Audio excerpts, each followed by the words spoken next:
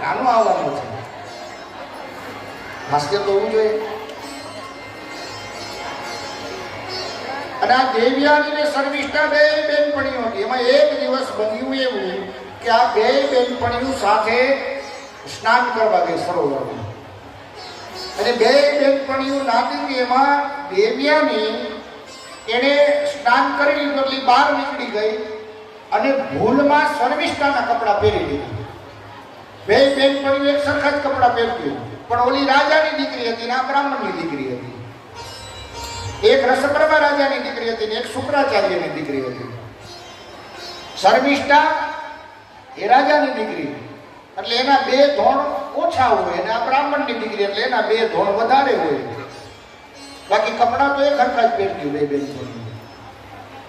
એટલે ભૂલમાં બ્રાહ્મણની દીકરીએ રાજાની દીકરીના કપડાં પહેરી લીધા અને શર્મિષ્ઠા